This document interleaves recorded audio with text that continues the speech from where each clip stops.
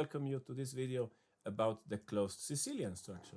It's a really interesting structure that we can come across in different openings. Let's have a look at what this structure is about.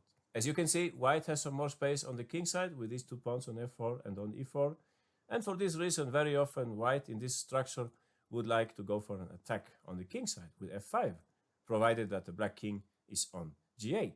So if we imagine a situation with the king on g8, let's say that black has played with fianchetto, which is very usual in this structure with the bishop on g7.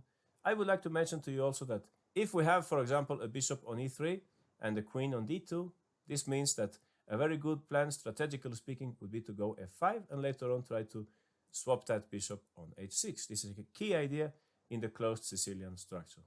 Anyway, let's also speak about some other ideas for white. One important idea in closed Sicilian structure is to fight for the center. And we could do that by means of playing c3 and later on play d4. In this way, white can take command of the center. So two general plans here. One of them is to fight for the king side with f5, and the other one is to play in the center with c3 and d4. Please notice also that when we play f5, sometimes we can even let the other kingside pawns join the attack. As for black, in this structure, one typical idea is to try to develop an initiative on the queen side, and that could be done by means of moves like b5 and b4. On the other hand, we could also consider a break in the center by means of e6 and d5. This is a very typical idea. If black is able to open up the center to some extent, it will be more difficult for white to attack on the king side. And finally, one very important strategical idea for black in the closed Sicilian structure is to push f5 at some point. And typically this happens when black has played at some point, let's say e6 and g6, at the moment when white pushes g4, going for f5. That's the right moment for black to play f5. In this way, black is able to neutralize the white attack. How can we come across the closed Sicilian structure in the opening? Well, the most typical case is, of course, the closed Sicilian itself, which starts in this way: e4, c5, knight c3, and after knight c6, for example, white hurries to fianchetto on the king side with g3. After, let's say, g6, which is one of the most typical replies here, bishop g2, bishop g7, d3, d6. At this moment, white can play in a few different ways. Some people play here bishop e3. In this way, we can get closer to the idea of queen d2 and perhaps at some moment bishop h6. While another very popular option for white here is to go f4 and later on knight f3. As you can see, in this way, the closed Sicilian structure arises on the board.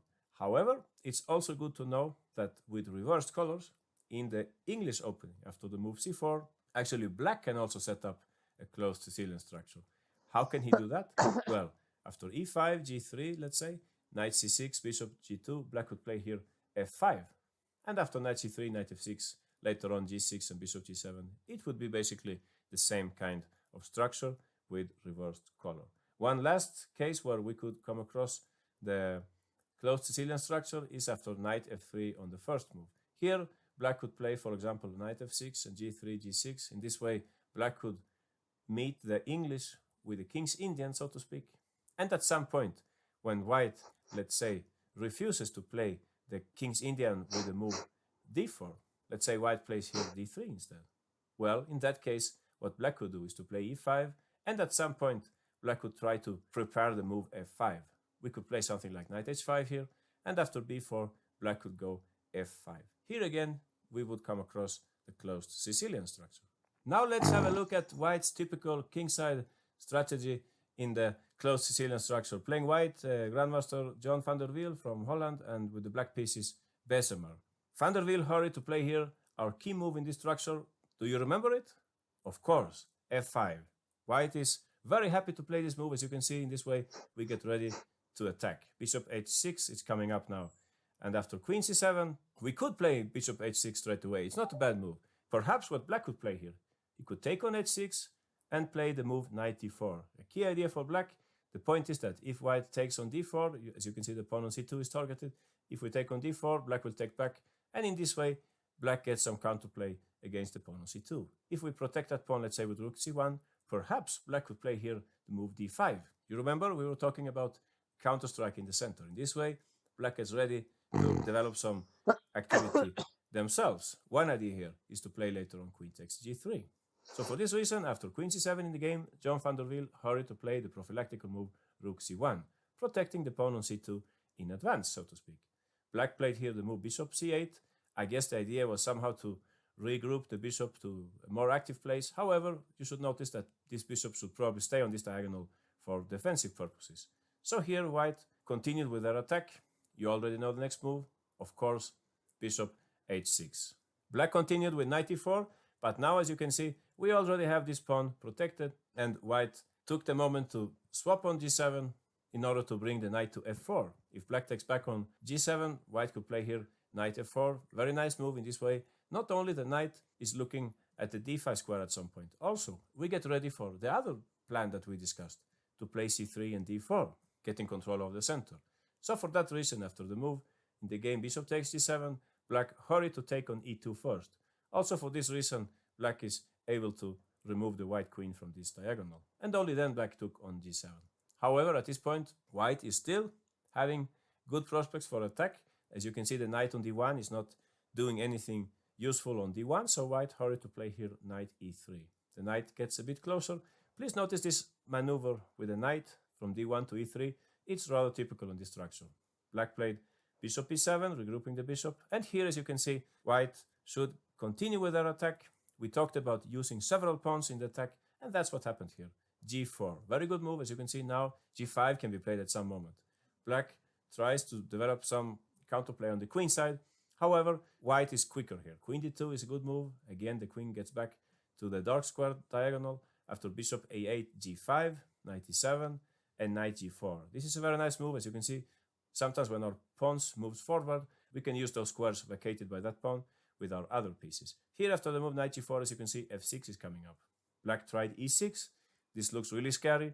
Perhaps the first thing that you will think about is to play f6 here. However, it's not exactly clear how we can continue here with our attack.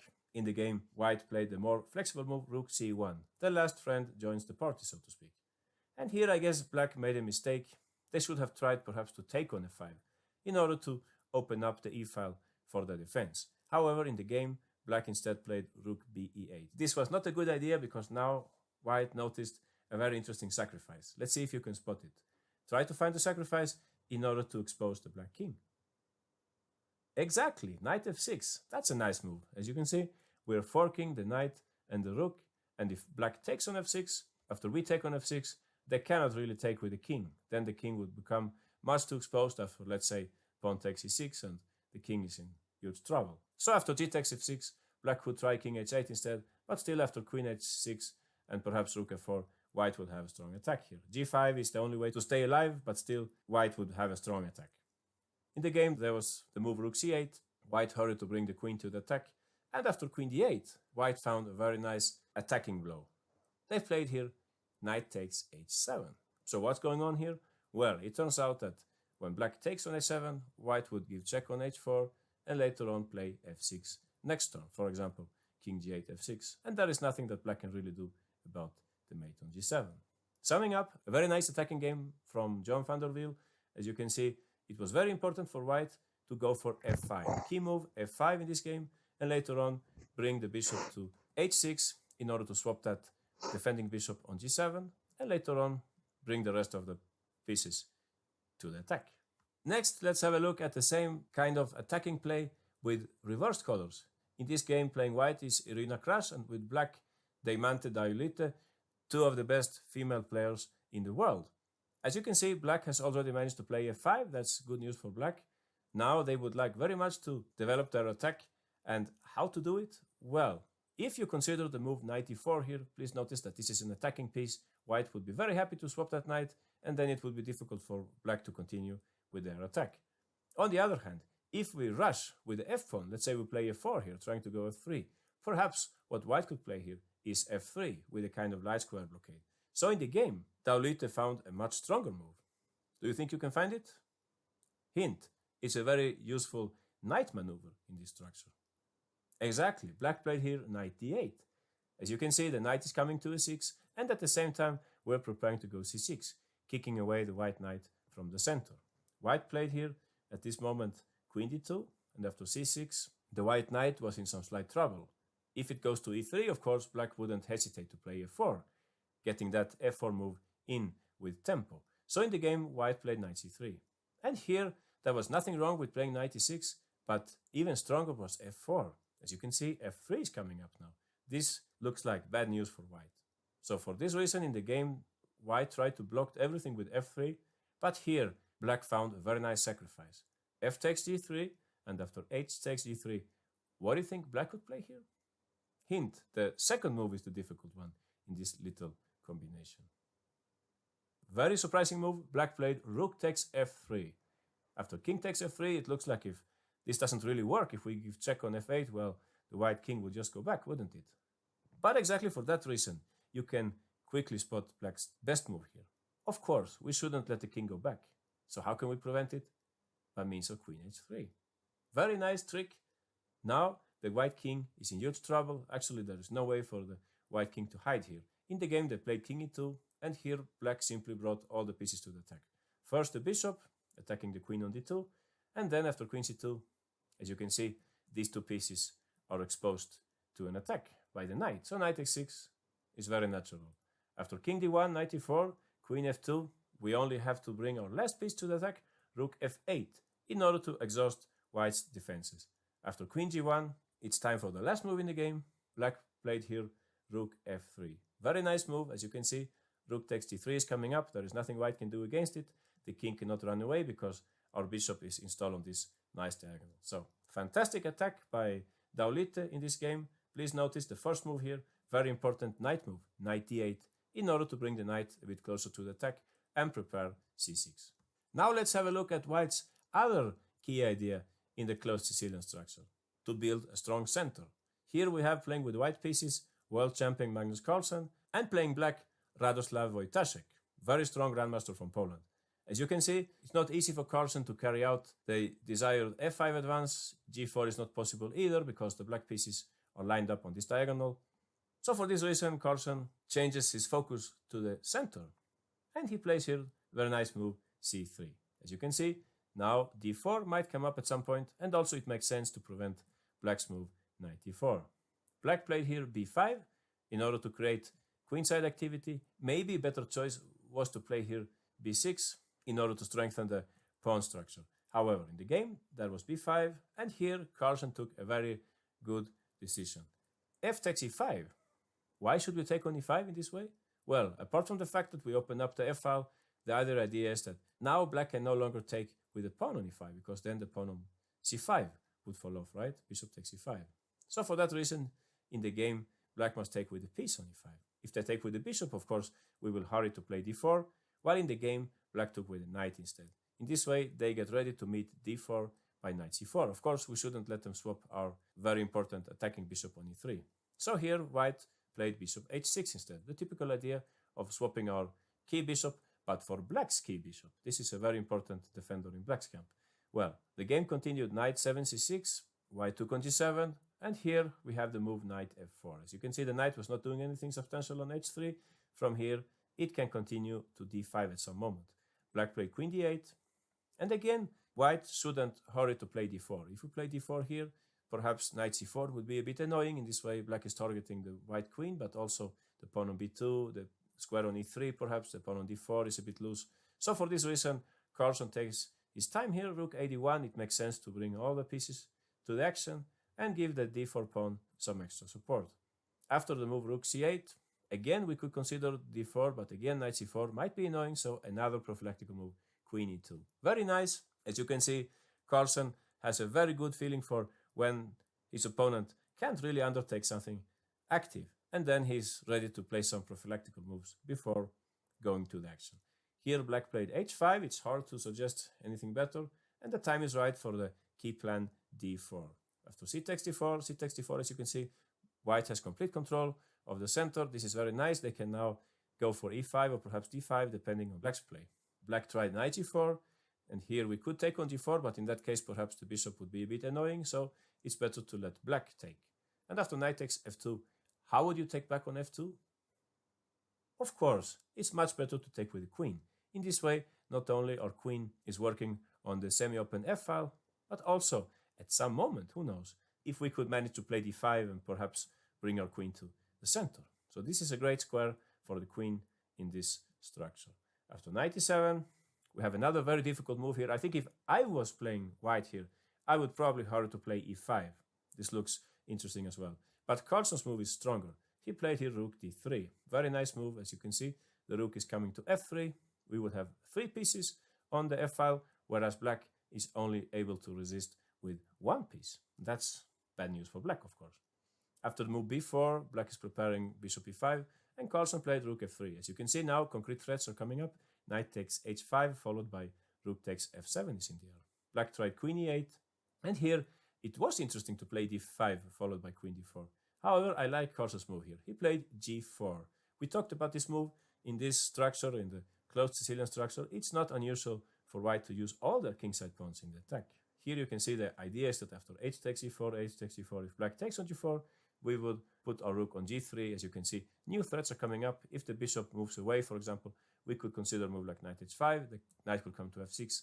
This looks really difficult for black. In the game, they played bishop e5. Let's see how the game concluded. Rook e1, and after queen d8, the move g5. Why do you think Carlsen played g5? What's the point of this move? Well, there are several ideas. One of them is to be able to play bishop h3. We didn't talk about this bishop so much, but actually it can become a very important attacking piece. The other reason is that by playing g5, we create strong squares on f6 and h6, which might be used by our pieces later on. In the game, they followed queen b6 after bishop h3, rook cd8. Carlsen found a very nice move here. You can see the pattern of a knight fork on e6, but how to carry it out? Well, by playing bishop e6. Now black cannot take on e6, and we are putting some more pressure on the f7 pawn. After the move bishop e8, black is doing whatever possible to defend themselves. Carlsen played knight e5. Why does white swap pieces? Well, it turns out that after knight takes d5, bishop takes d5, actually black is completely helpless here. White has a very strong threat. Let's play one more move for black. Let's say queen c7. With white, you should consider how to bring your queen to the attack. If we play queen h4 straight away, black could defend by rook h8. But a much more flexible move, if you consider that the queen could use the square on h6, but perhaps also the square on f6. This means that we should move some other piece first, and that piece is the rook. So we could start by playing rook h3. In this way, we are creating the threat of queen f6, and at the same time queen h4. Black cannot defend here in any way. If queen e7, of course, we would use this plan, followed by mate, somehow, somewhere. While on the other hand, if black plays rook h8 instead, as you can see, now we can use the f6 square for our queen. So it's important to think about flexibility in the attack. Anyway, after the move bishop takes d5, actually Wojtaszek resigned in this game because he couldn't find a way to prevent white's coming attack. Very nice attacking game by Carlsen. Please notice the idea of this move c3, trying to play d4 at the right moment. Now let's have a look at how black can react in this closed Sicilian structure. Here in this game against Vlasic with the white pieces and Abramovich playing black, white has just played g4. This is like a warning for black. We should be careful now. Whenever they play g4, they are about to play f5. So what should we do against that? Of course, we should prevent it. The best choice here is what black played in the game, f5. Please remember this pattern, very important. Whenever your opponent is about to play f5, try to push f5 yourself. Here white played the move h3. It's a very cautious move. Let's have a look at what would have happened if they play, let's say, knight e5, targeting the pawn on e6. Well, it turns out that by the simple move queen d7, black would protect the pawn confidently, and they can later on bring the rook to the action. On the other hand, white could of course also take on f5. And I wanted to tell you that a long time ago I read a book by famous Russian trainer Mark Dvoretsky. And Dvoretsky was saying that if they take with the g-pawn, you should usually take with the e-pawn. On the other hand, if they take with the e-pawn, well, I guess you have already guessed it. We should take with the g-pawn. I'm not completely sure what's the reason behind this, but it seems to work out very well in practice. So for some reason, you can take with the opposite pawn, so to speak, if they take on f5. Anyway, back to the game. White played here h3. And here, as you can see, white's attack is not so strong anymore. Black played queen d7. It's never in vain to keep some extra control of this potential weakness on e6. After the move rook e1, I don't like this move so much because usually if you play e4, you should keep your rook on the f-file, but it's not so easy to find anything better. Here, black played simply rook ae8. So in this way, as you can see, all black's pieces are active now. Please notice that white still has some problems with these pieces. How to develop them? It's not so easy black has some pressure also on the white central pawns. In the game, white played knight g3, perhaps for this reason, in order to give the pawn on e4 some extra protection. However, here black took the opportunity to strike in the center by means of e5. Very nice move, very logical. We have our pieces in better places. Both our rooks are active on the f file and on the e file, so it makes sense to open up the game. After e takes f5, g takes f5, here you can see Dvoretsky's rule in action. And after the move g5, black hurried to play knight g6. And this already looks very promising for black. As you can see, the square on f4, not only is black threatening to take the pawn, but also if white takes, for example, black could take back, and the knight could come to f4 at some moment. The pawn on d3 became weaker. So very nice move, knight g6. Later on, black went on to win this game. Summing up, it's very important for us to know this trick. Whenever white has played g4, it's time for us to play f5 in order to prevent white from playing f5. Now let's have a look at another very important idea for black in the closed Sicilian structure, a central counter-strike, so to speak. Here white has just played the move g4. It's obvious what they have in mind, to play g5 and f5 with an attack, playing white in this game, Chebe, and with the black pieces, Tomic. So how should we react with black here? As you can see, we cannot play b5. That plan is tactically impossible. And f5 is, physically completely impossible here. So what to do? Well, in the game, Tomic notices that the knight on h4 is actually a bit loose. As you can see, wherever our knight goes, knight on h4 will be exposed. So how can we take advantage of that? Perhaps the first thing that crosses your mind is to take on e4 in order to take the knight next move with the bishop. However, in this case, I guess white could take back on e4, and after bishop takes h4, white could play g5. Not so much for an attack, but in order to trap that bishop with queen g4 or queen h5, let's say. So probably this is a bad idea for black. In the game, black found a much better move. They played here d5. In this way, black is fighting back in the center. There is now the concrete threat of d4, winning a piece, so white must do something about it. If they play g5, I think it's good to know that you don't have to move the knight here. You can just stick to your idea and play d4. After d takes f6, we can simply take back on f6, and there are several pieces hanging in white's camp. You can be sure that black will have a good position later on here. On the other hand, if white plays e5, we could actually react in exactly the same way. And let me tell you that I myself, I have been able to use this trick in a few games, playing black in the Sicilian. It's a very useful trick to play d4, because if the position opens up, like here, let's say pawn takes f6, bishop takes f6, g5, bishop e7, if the position opens up, it will be much more difficult for white to carry out a successful attack. As you can see also, later on, we might be able to swap the white bishop on g2 and even attack their king. Anyway, after the move d5, white took on d5 and black took back with a knight, so as to create a threat against the knight on h4. White took on d5, and after e takes d5, knight f5. At first sight, this looks a bit scary for black. However, black took a really good decision here, playing d4. Why do we play like that? Well, it turns out that this exchange of bishops is really favorable for black. It will help black to later on attack the white king, like I was discussing. After bishop d2, rook fe8, whenever white would like to take on e7, no problem. We will just take back, but most probably with a knight. Why do we take back with a knight? Well, it turns out that every pawn move creates some weakness. In this case, when white played f4 a long time ago, they weakened the square on e3. So in this way, we might be able to later on bring a knight to e3. That would be fantastic. If white takes, we could perhaps take with a pawn, thus creating a passed pawn on the e file. So after rook fe8, white played queen f3 instead, and black simply played here the move bishop f8. White tried to build up an attack with knight g3, but black hurried to swap the bishops with knight a5. After queen f2, white simply took on g2, and after queen takes g2, knight c6 with a very good game. One idea for black later on might be to play b5 and c4. And as you can see, the black king is reasonably safe on g8. Summing up, what we have seen here is the idea of a counter-strike in the center. Black hurried to play the move d5 in order to create activity in the center and to avoid white's kingside attack. After e takes d5, knight takes d5, as you can see, the knight on h4 was in the air, so that after knight takes d5, e takes d5, knight f5, d4, black had a very good game and went on to win. Well, I hope you have enjoyed this video. Thanks for watching. You can leave comments below. Thanks and see you next time.